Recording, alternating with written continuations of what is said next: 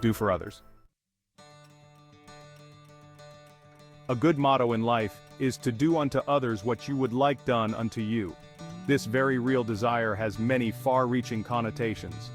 In trying to practice this motto, one would be more aware of one's own actions and how it affects others. In realizing no man is an island, people acknowledge the fact that, in order to have harmony, other people's feelings and thoughts must be considered. This will foster better ties between individuals and as a group, which in turn will create a harmonious and conducive environment. Daily trying to be more aware of other people's feelings also helps an individual to be more sensitive to others, and thus be less selfish. This is a good attribute to develop, as people generally like being around those who are thoughtful and accommodating. Always extending a helping hand is also another trait that is rather endearing. More often than not, people who are helpful will always be popular and an asset to have around. There is also a sense of fulfillment when the hand to help is extended. By doing this, it also inculcates the fact that a lot of people will be more than willing to help the individual if the need arises. Showing a positive side is always a good thing, as nobody wants to be unpleasant to someone who is polite, gentle, and giving.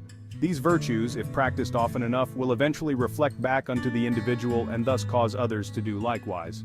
Another popular saying, "What goes around comes around," is also similar in virtue to the above popular notion.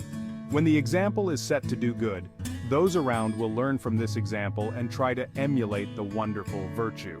Thus, more people will be more considerate and kind, and the world will indeed be a better place.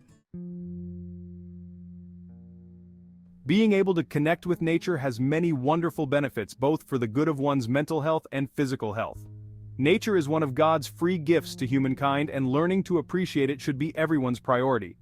However, sadly, this is not so, as everyone is busy rushing around trying to keep their lives in order.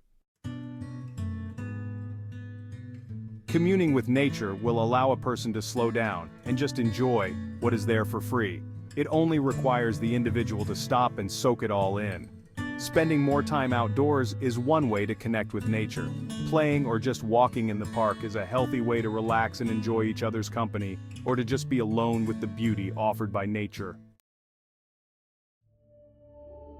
When one is able to consciously connect with nature, there will be a significant change in both body and mind. These changes that happen are positive in nature and very beneficial to an individual.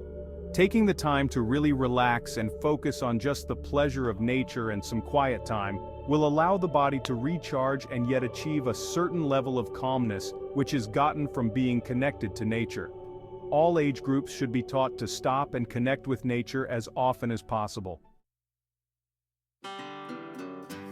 For kids playing outdoors, taking a nature walk, or even working in an environment where they are exposed to animals will help build so many positive attributes in them. When it comes to teens, it may not be as simple. To expect them to spend time with nature can be quite a challenge. However, encouraging them to take up an outdoor sport, engaging in seasonal projects that require the outdoor experience, or simply learning about the different naturally garnered foods are just a few ways to entice them to be more connected to nature. Setting aside time every day to connect with one's spirituality can, in most instances, be easier said than done. For most people, the time set aside to do this may be perceived as wasted, and thus the reluctance to do so ends up being detrimental not only to the individual but to all around. Connecting spiritually has many benefits, both mental and physical. There are several ways an individual can connect with their own spirituality. One of them is through voluntary services.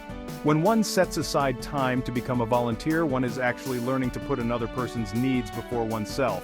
This teaches the individual to be more giving and less selfish. Spending some alone time every day communing with the inner spirit is beneficial to both the mental and physical health. Making a conscious effort to let go of all the troubles and cares and simply focus on the potential calmness and serenity that is apparent allows the mind to be able to tackle the problem with renewed strength and vigor. Practicing sessions of meditation is also a common practice when trying to connect spiritually.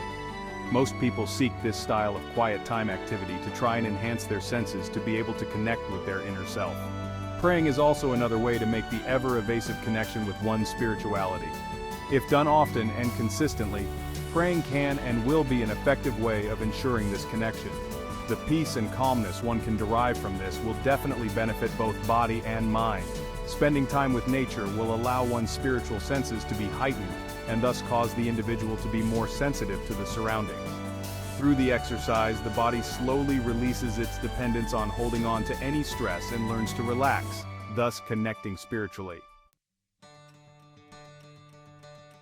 Make the background music inspiring.